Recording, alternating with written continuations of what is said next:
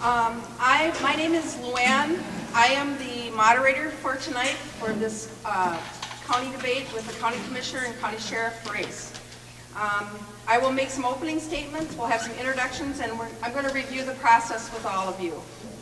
Each candidate will be given up to 3 minutes to introduce themselves and to make opening statements.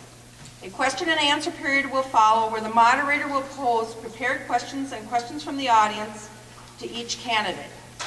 Screen questions written on index cards will be accepted from the audience. Moderator will have the discretion to change and modify any questions and to maintain time limits. No rebuttals are allowed, and candidates may only answer the question in turn posed to them by the moderator. A 1-minute time limit will be placed on each answer and a 1-hour time frame for the whole forum. Candidates may address any of the questions or issues in the respective closing statements. I ask that there aren't any comments from the audience. I want you to be respectful of the candidates and the process here. And if you have questions or comments to make, they are to be made on the cards, please. So, as directed by the moderator, each candidate will be given up to 3 minutes also for closing remarks. So we'll start with candidate Lee. If you'd like to make your opening statement, please. Hold on. Okay, Tice will be timing it for you. Down to like 5 seconds, I'll just put my hand up. Hopefully not. So you know. Okay? Okay? You ready? Well, thank you. I appreciate all of you coming out tonight. I believe the sheriff's race is a very important race. My name is Derek Lee, and I would ask for your vote November 4th. And throughout the evening, you're going to hear some topics that are probably pretty concerning to you, as they should be. I've been a licensed peace officer for 27 years in the state of Minnesota. Worked for Carver County Sheriff's Office for 21 years. I'm currently the chief of police out in Olivia, and I live just south of town here on a hobby farm. So the chief of police is my main job right now. I'm also an adjunct professor at Crown College teaching criminal justice with an emphasis on the Constitution, and I'm also teaching a criminology class. I've got a master's degree in organizational leadership. I'm a state certified emergency manager. I have a bachelor's degree in management ethics.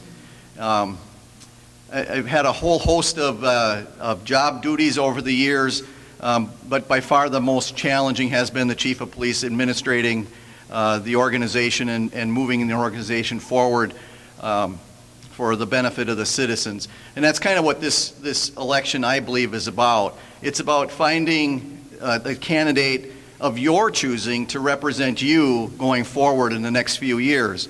And is that candidate going to be looking out for your public safety? And that's really what I'm looking at. It's about trust, it's about transparency, it's about truth, it's about accountability. And that's what we need in the organization as we move forward. I'm excited about the opportunity. I think we can have some real positive changes going forth in the future. I've got a lot of ideas that I'd like to be presenting to the staff. I want to engage the staff and get them motivated to move the organization forward. I do feel in some cases we've really stalled out. You know, I can talk about a whole host of issues that have occurred in this county or not occurred in this county that need to be addressed. You know, for example, the FBI came in and audited the dispatch center and they cited them for violation. And to me, that's very concerning. But you're not going to hear that because this is all based on self-disclosure. The current sheriff has to disclose all that, and without a media presence or somebody asking questions, that's not going to come forward. So we need to bring those kinds of things forward. We need to talk about a $7 million lawsuit in the jail. We need to talk about sex offenders not being checked on as BCA recommends. There's a whole host of things that I imagine we're going to cover tonight based on some of the questions. At least I'm hopeful. So I'll just stop now, and you can go on to the next candidate. Thank you. Candidate Long. Hi, thanks for showing up, folks. I really appreciate it. My name's Frank Long. I am running for county commissioner. I want to bring a little different perspective and mindset to this office. It seems like right now things are staff-driven. If you look, the voting that's taking place down there for what's recommended by staff is 4-1, 4-1, 4-1. And we've got a lot of spending measures, a lot of budget measures that go through, and you know, a budget hasn't been sent back to be reworked in in recent memory. I'm a business owner. Basically, I look at budgets. Budgets are based on revenues. and you don't overproject your revenues if you can't pay them. The debt service, if you're a business owner, comes from us. If the debt service, if we can't pay it through this county, with some of the things we spend money on, come from all of us. I own a landscaping company. I used to be a partner in a larger landscaping company, and I've traveled around the country doing environmental cleanup work, so I've dealt with regulations at state, federal, municipal level, so I've dealt with more than my share of government regulations and my share of government paperwork. I'm a quick study. There's a lot of things that I don't know, but there's basically what it comes down to is your ideology and what you believe and what you feel should happen. We look at some of the other counties. I've got some numbers here where Carver County, we raised taxes on average 4.2% last year. You look at the other counties, we've got Anoka County didn't raise taxes, actually went down $33,000. Dakota County went down $774,000. Hennepin County raised taxes 1%. Ramsey County didn't raise taxes at all, 0. Scott County 1.1, Washington County 1.4. If you look at our preliminary tax levy, we're at 4.9%. Anoka County is at 0.89. Hennepin County 2.75. Dakota County 1%. Ramsey County, once again, isn't raising taxes. Scott County 1.9. Washington County 3.49. Why are we outpacing all these other counties? We seem to be doing consistently. Over 10 years, we've raised taxes 44.92%, 45% population growth in that time, 15%, 3 times the rate of population growth. This is not just a one-time thing. This is a trend. And this is something that I think needs more focus and something we have to work on. It doesn't happen in other counties, and I believe that we don't have enough direction from the county commissioners to shoot, to have the staff shoot at a target and at a budget. A lot of county commissioners expect staff to try to stay with population growth, and there's measures from time to time that would make this difficult, but if you look, we've consistently gone one direction, and I think this is something that needs change and direction. Thank you. Commissioner Lynch. Thank you. I'd like to thank the City of Mayor for sponsoring this forum. I would like to thank everyone who took their time to come out this evening. A little bit about myself. I'm happily married for 26 years, my lovely wife, Deb. To say I got the better of that deal would be the understatement of the century. I was born at the Watertown Community Hospital. It was about the time when Watertown had a hospital, and it was about the same size as Waconia's, quite some time ago. My mother now was a registered nurse, and she worked there, and that's now where she resides. I have 3 daughters, Rachel, Amanda, Victoria. They are 23, 21, and 16. I'm active in the Republican Party. I was a state delegate this year and also a delegate to the District 6 convention. I have been a commissioner for 10 years. I take great pride in being a commissioner. It's something I truly believe that I am called to do. One of the major things that I am very proud of is controlling taxes. The county portion of the average value home has gone down every year in my 10 years. When we started out in '06, it was $1,239 for the county portion of real estate taxes. In 2015, the individual tax is it's $1,139. We are not staff driven. County staff can follow simple instruction. And when we tell them something, they come back with it. The county staff can follow simple instruction. The 4.2% last year, over 2% was for the 101 bridge between Chanhassen and Shakopee. It was a county-led project, frankly, because we have a AAA bond rating and the state doesn't. So we were the lead on this project. We took the lead, and the other major project to come out of left field was the Victoria Library. As agreed with other libraries, Watertown, Waconia, Chanhassen, Chaska, and also Norwood Young America, they supply the building, and we supply the infrastructure inside, the books, computers, whatnot. So. Sheriff Olson. Thank you. It is an honor and a privilege to serve as your sheriff. In Rotary, we have a saying, a belief of service above self. And that's really what being sheriff is all about as well. Since 1987, I have dedicated my life to public service, public safety here in Carver County. It is important to me that Carver County continues to be a safe and welcoming county where people want to live and visit. There is a reason why we have cities that are consistently ranked among the top small cities to live in the entire country. There is a reason why there are numerous events that come to Carver County and are successful. And public safety is an important part of that. The fact that we can successfully host the Taste of Minnesota with a 6-day notice and have the organizers say that it was one of the safest ones that they've ever had, that's important, and public safety is an important part of that. We live in what I believe is the best county in the state, bar none, and I would not want to live anywhere else. The sheriff's office is in a good place, and we've had a number of accomplishments while I've been sheriff. Crime has decreased 11% since 2011. The budget's been held to a 1% total increase from 2010 through 2013. And the sheriff's office budget, we've been under budget every year that I've been sheriff. Emergency management is now under the umbrella of the sheriff's office.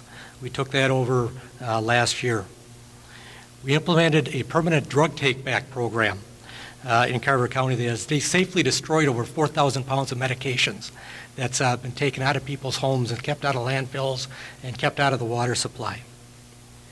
We implemented security screening at the Carver County Justice Center to enhance public safety.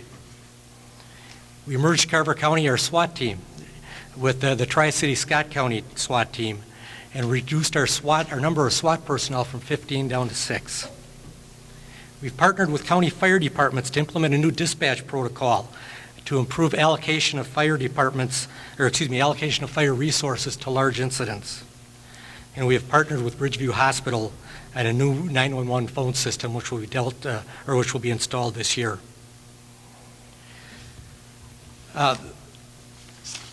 Again, the sheriff's office is in a good place, and I would ask for your vote come November 4th for Carver County Sheriff. Thank you. Okay, the next question is for all the candidates, and the question is, tell us about your greatest political accomplishment. And we'll start with you, Mr. Long. Well, I suppose becoming Carver County GOP chair. I am also an active Republican. I believe in the Republican Party and what it stands for. I oftentimes will take on some people in my own party if they're not doing what we purport to stand for. I believe in the platform, I believe in the principles, and to be elected by the Republicans of Carver County to be their chair and their head of the party for this county, I would say at this time is my largest political accomplishment. Thank you. Mr. Lynch? If I could, I guess I'd have two. The largest political accomplishment would be the individual tax burden of the individual average value home from $1,239 to $1,149 from 06 to 15. I believe that is a great accomplishment. The other one I really think is, and we're just getting the tip of the iceberg, is the fiber optic ring. We reviewed it today. I ran into Bob Stevens, the CEO of Ridgeview, and he mentioned very succinctly that I asked him if it was a beneficial. He said it's a godsend. He mentioned that they do 40 to 50 MRIs a day. And he said if we do many procedures here at Ridgeview, if you need to go to Abbott, with who they partner with, they hit enter, and you already have a surgeon looking at your file. I was door knocking the other day, and I actually ran into a gentleman, and he told me that was his story. He showed me the scar, and he told me that exactly thing.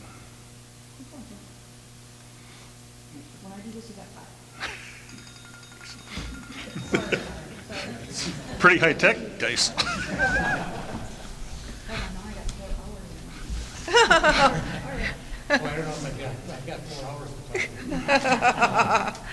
It's your turn, Mr. Olson. Thank you. My greatest political accomplishment has certainly been, it was an honor and a privilege to be elected sheriff back in 2011. And that's been my biggest political accomplishment since I've been here. Holding crime down, crime going down 11% since 2011, staying under budget every year, and having just a 1% budget increase total from 2010 to 2013 would probably be our biggest accomplishments. Thank you. Thank you. And you, Mr. Lee, can you tell us about your greatest political accomplishment? Well, I haven't held political office yet. I would say, there's been a variety of things as a sergeant of investigations. I led the Tanchen homicide investigation where we received a successful conviction of the person who committed the homicide. I also led the Frida's kidnapping case, which was a Chaska case that had potentially could have went to a homicide, but it was a kidnapping case that we got a successful conviction on 2 individuals. You know, personally, I've trained probably 30 plus individuals to become sheriff's deputies for this county. I think that that's pretty, you know, that's a lot of folks that I'm trying to mentor to get through to have this next generation providing service to the community. You know, I do a lot of stuff out in Olivia as the chief of police, a lot of crime prevention activities. There's numerous things that I've done over the years, and those have led me to believe that I need to be the next sheriff for Carver County. Thank you. This question is for you, Mr. Lynch. In hindsight, do you still believe that Carver County's purchase of the ballroom or event center was a wise choice, given it often sits empty, unfairly competes against private sector event sites, and is beginning to show signs of deterioration? Well, we couldn't have had the Governor's Fishing Opener in 2012 without it. Every year, the Lions Club, the Waconia Lions Club, has the Wild Game Dinner, and also they have the Antique Snowmobile Show, along with other events and venues. If someone else wants to build one, and I don't know if we can necessarily compete because my daughter's going to get married, and we've booked this hall. But if you have a 1,000-person, there's no other. A 1,000-person venue, there's no other place they actually can compete with. Was it the best decision? It was in the boundaries of the Lake Waconia Regional Park, and that has all been completely purchased now, and now it's just the development of the park. The next question is for the sheriff's candidates, and for you, Sheriff Olson, also. If the county, we'll start with you, Sheriff Olson. If the county is that understaffed, does that mean there are fewer people patrolling, and are we patrolling too lean? I've taken a look, certainly over the years, at where we're at from a staffing standpoint. Our attrition rate through the 4 years I've been sheriff has been about 9.5% in the county. That compares to an 8.1% for the county as a whole. We have been short-staffed throughout the past few years. But I got to tell you, I've been here since 1987 with the Sheriff's Office, and we haven't been full staff since I've been here. We have 159 employees, and from an attrition standpoint, we're going to go through some people. We've went through a few more recently. We've had some retirements. We've had people that have moved out of country. We've had people that have went to other places for other jobs. We're still getting the public safety is still being done within the county, and we are not running too lean. Thank you. And you, Mr. Lee, could you please answer the question? If the county is that understaffed, does that mean there are fewer people patrolling, and are we patrolling too lean? I believe the county is understaffed right now.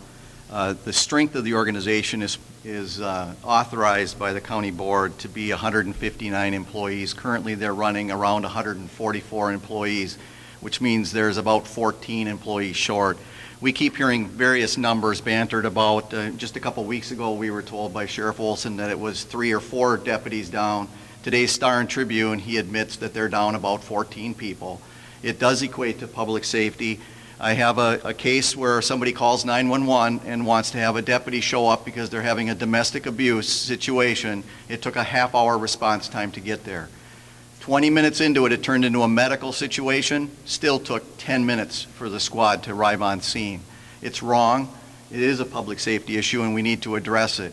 We have deputies that leave one contract city to go to a call in another contract city, leaving that initial contract city short. It needs to stop, and it needs to stop now. So this is sort of a follow-up question to that same question, and I will ask you to answer it first, Mr. Lee. Address the shortage of the police officers in Carver County and state your plan on how you would change it. So could you please answer that question? Well, in 2013, the Sheriff's Office initiated a study or a survey within the organization, and the survey results indicated that wages were the biggest part, but then it was also the administration of the organization, with over 40-some% saying that there was problems in the organization with that. And some of it relates to the culture of the organization. Those are large numbers, and it is a survey that's done. You can do a data request like I did to get that information. It is a problem. To address it, we need to change the culture. We need to change how we do business in Carver County, what's important. We need to value the employees that are working here. One of my biggest concerns is that a few years ago, we had deputies that lived in the area, and they were encouraged to move to this area. Now we have a vast majority of employees that live outside of the county that migrate into the county to work. They're not a vested interest in the community. They don't have their kids. They're not shopping locally. They're going out. Okay. Would you, Mr. Olson, please answer the question? Address the shortage of the police officers in Carver County and state your plan on how you're going to change it. Sure, thank you. I just need to correct something that my opponent said. We are not 14 officers down. We are 14 employees down from a sheriff's office standpoint, not 14 officers down. Derek talked a little bit, my opponent talked a little bit about the survey. 83% folks said that the reason they had thought about potentially leaving was because of pay. 74% of them said that they would recommend Carver County as a place to work. 94% said they would rate Carver or the sheriff's office as a fair, good, or great place to work. And 90% rate their job satisfaction as fair, good, or great. Staffing has been an issue for law enforcement metro-wide and statewide, and there have been many articles and things in the paper, radio, television regarding that. And we're not alone. We've had some issues with that. There's been a lot of openings. There's been a lot of people that have been moving around the metro. Hennepin County, I think they're down 40 or 50 officers. So we need to get the best people we can, and I will not compromise on my principles on who we hire. Thank you. Thank you. This question is for all the candidates.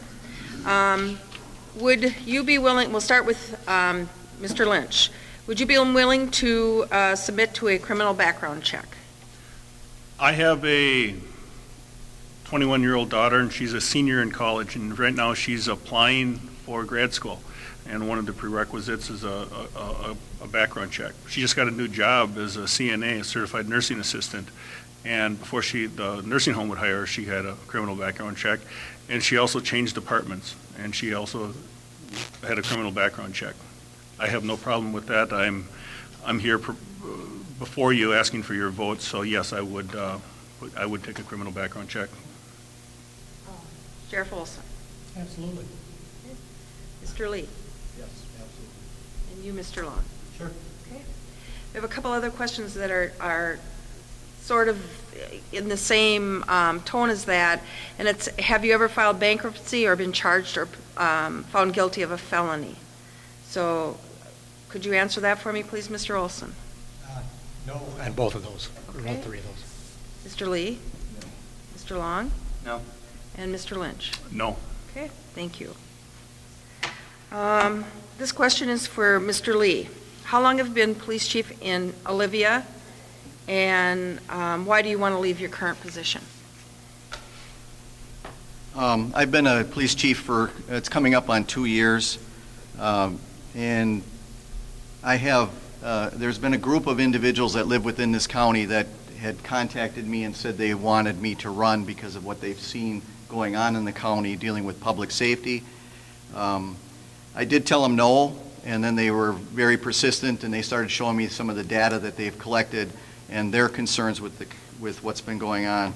So I agreed to look at it, and then I did agree to run for sheriff because I think I can make a difference. You know, when your survey comes out and 84.71% of the employees said that they have been thinking about leaving the sheriff's office in the last 2 years, that's a problem. That relates to public safety. And the reason they're wanting to leave is the quality of supervisor and senior leadership. 45% said that, and the lack of recognition, and they feel devalued. 53% said that. There is a problem in this county with that. Okay, thank you. This question is for the county commissioner candidates. Based on Highway 10 being repaired, rumble strips removed, 1 year later, it was, after it was installed, which was an additional cost. Please tell us how you are going to manage projects and get them right the first time. So, would you like to answer that first, Mr. Long, please? Basically, in business, you learn by the mistakes you make. And this is something that, of course, we would make that mistake again, but you would think that the project manager and the people in charge of that would have a better focus on those things and maybe look into some studies done in other counties on somebody else's dime to make sure that we don't run across those problems. I remember when that blew up and somebody thought it was a great idea, and then it angered enough residents and caused enough problems that way where it ended up being pulled off. And I can't imagine that somebody wouldn't have looked at a study of the noise and the problems with that. With the amount of employees we have, I would think that they would have somebody to be able to focus on that. So that would be my answer. Thank you. Mr. Lynch. It was an $8 million road, and the correction was $40,000. And at the time, MnDOT was really, really pushing the rumble strips. Were they a mistake? Yes. Did other counties at the same time make the same mistake? Highway 35 in Wright County between Buffalo and Buffalo and St. Michael had the same issue, and they removed those rumble strips too. Thank you. This question is for the sheriff's candidates. I can't remember who I asked the last question to first. Do you guys remember? Can you help me here? Was it you, Mr. Lee? Was it Mr. Olson? Was it you? Was it? Okay, so Mr. Olson, to you.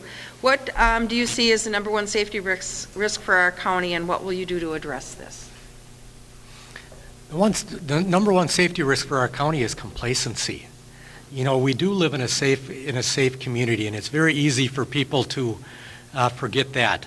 The number one crime that we have here in Carver County is opportunistic crime, where people leave their car doors open, people leave their garage doors open, and people take advantage of that. And there's a cost to that for all of us. There's a cost for us to investigate. There's a cost to the folks involved with that. But complacency is, I think, our number one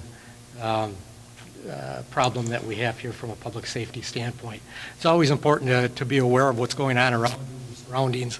Again, keep your doors locked, keep those garage doors closed. Okay.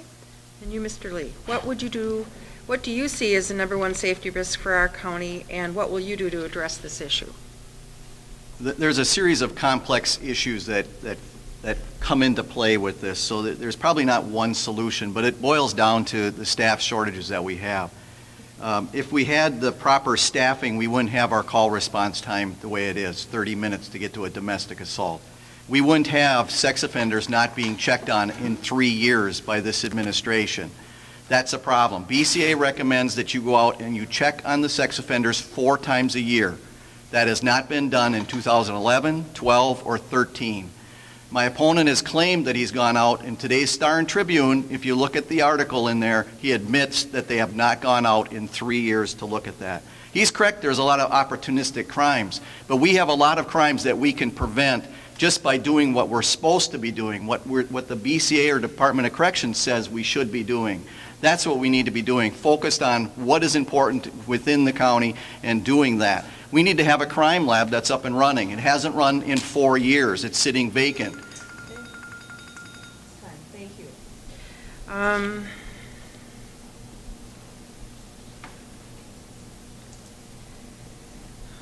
have another question, I believe, for the sheriff's candidates. It's why have the positions not been filled, and how does the overtime spent compare to the other counties our size? So if you'd like to answer that first, Mr. Lee. I don't know why they haven't been filled. Okay. I can tell you that in 2013, the Sheriff's Office spent over $1 million in overtime. This year, it'll be over $1.2 million in overtime.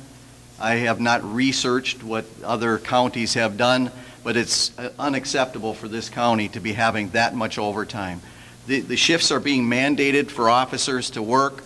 They'll call them assigned shifts, but they're mandated shifts. And they're working long hours, they're working extra days to make sure that you have enough coverage out there, and we're still not hitting the mark.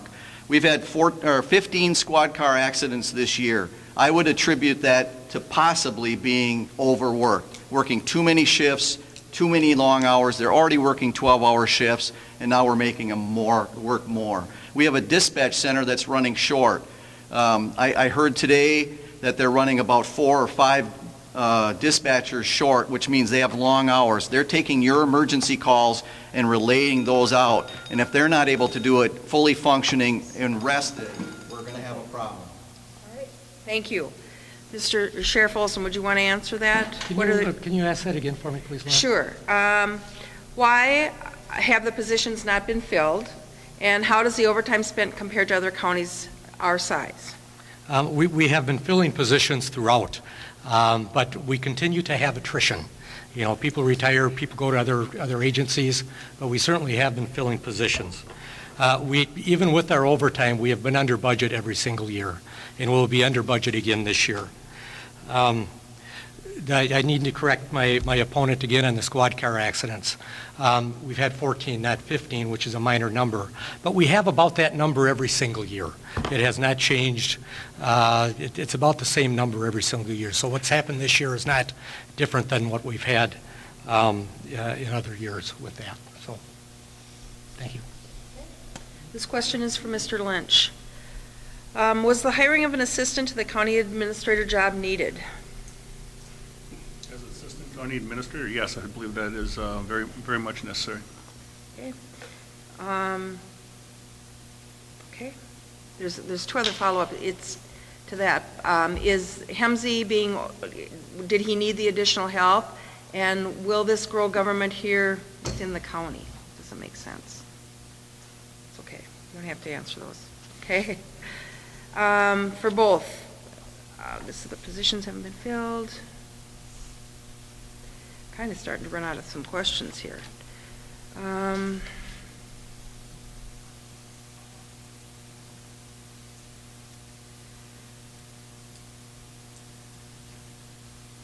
have a question for you, Sheriff Olson.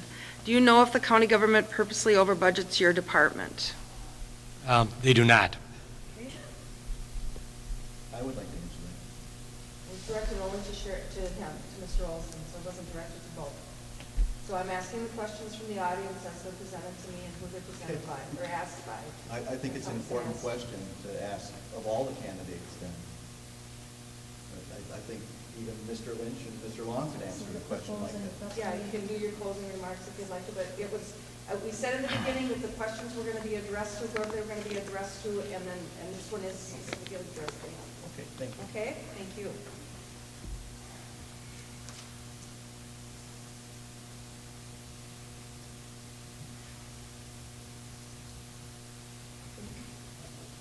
Can you get forward with the minute? See what you think.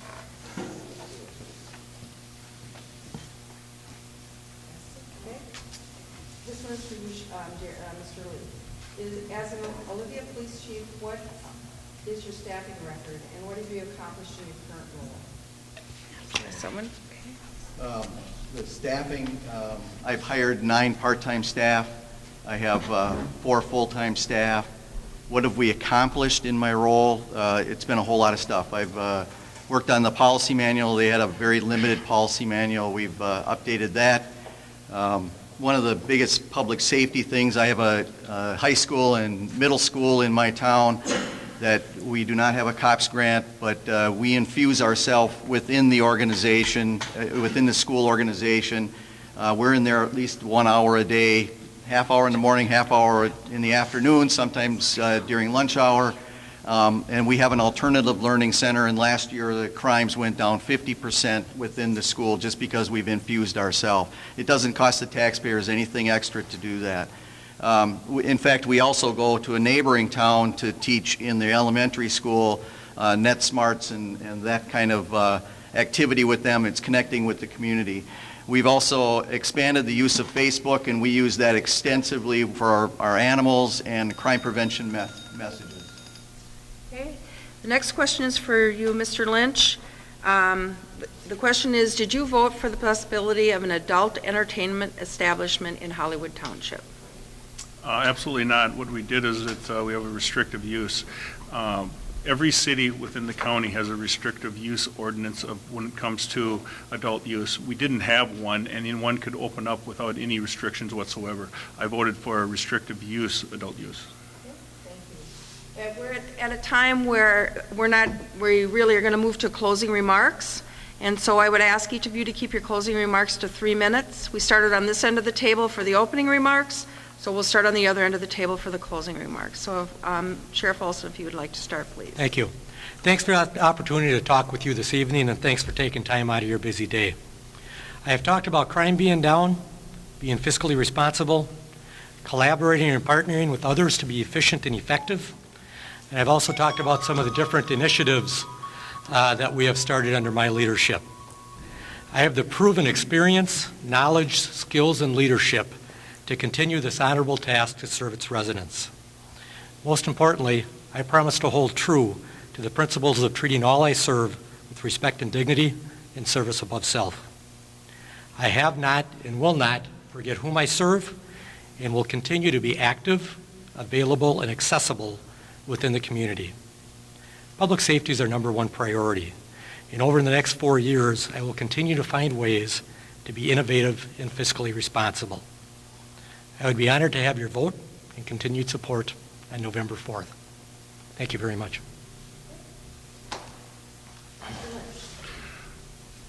It's been an honor and a privilege to serve as your county commissioner for these past years. The greatest accomplishments that I can tell you is that the taxes on your average value home went from $1,239 to $1,149.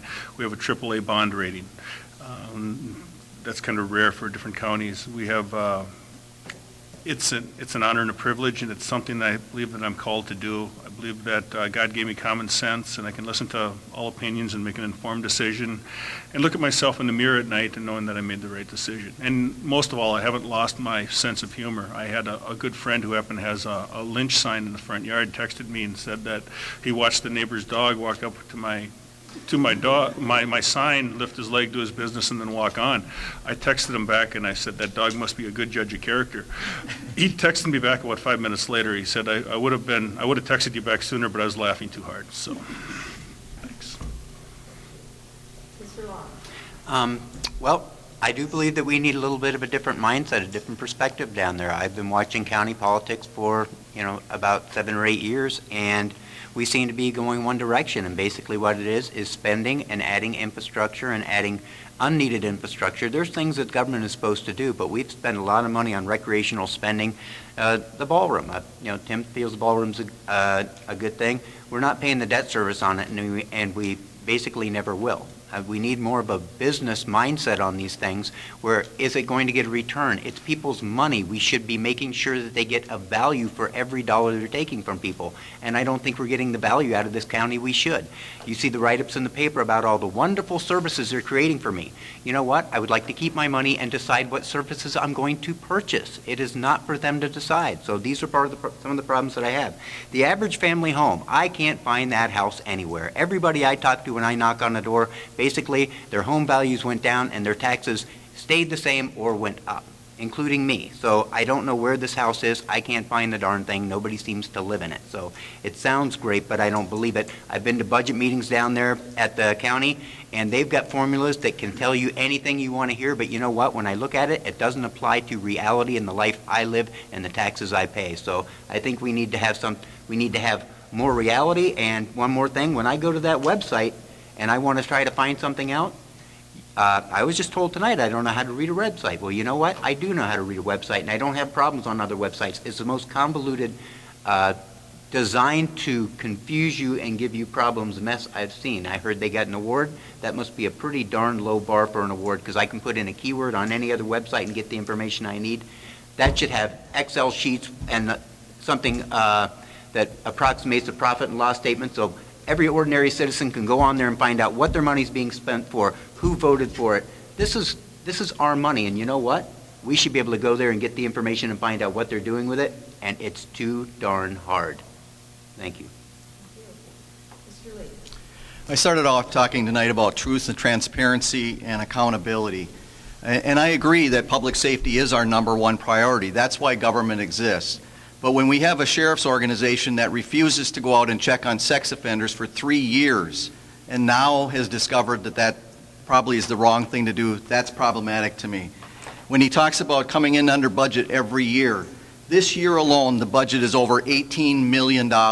2 years ago the budget was $15 million. I don't know where this 1% comes in, and that's in the past. What we're talking about now is last year, this year, and in 2012. The budget has gone up almost 20% in 2 years, $2.9 million. And this is off the convoluted website that Frank is talking about. It's concerning to me. His number one accomplishment on his brochure and what he's talked about tonight is reducing crime by 11%. I have not seen any initiative that's been developed by this organization in 3.5 years that he's been in office.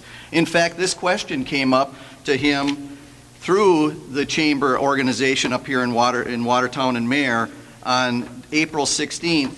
The question was issued by Scott Wakefield: what was the cause attributed to the drop in crime? Sheriff Olson cited aging population with less 16 to 24-year-olds in the population to perpetuate crimes like property damage and vandalism. That's not a new initiative. That would have happened whoever was in office. In fact, crime in the United States is at a 30-year all-time low. And in some speculation, it's a 40-year low. So this is not a new thing. But what we need to be thinking about now is when this crime rate is down, how do we interact with our children? Because soon they're going to be in the 16 to 24-year-old range. We need to be going into the schools and talking to them, partnering with the parents, partnering with the educators, so that we can have these interactions. When they hit 16 and 24, they're already coming forward to us. We need to partner with the parents. We need to partner with the community. We need to do that more and more. We're seeing more and more housing developments coming in. Mayor's got them, Watertown's got them, Waconia, Cologne. These are new developments bringing in new families. We need to start interacting now with this.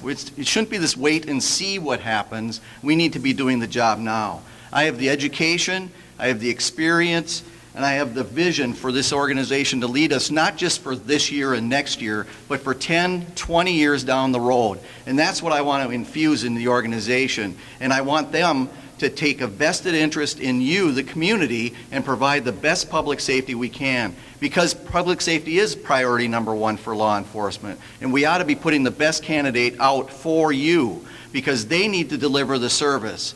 It's my responsibility as your next sheriff to make sure that's done. I'm going to be open for you. You can come and visit me anytime, and that's where we need to go in the future.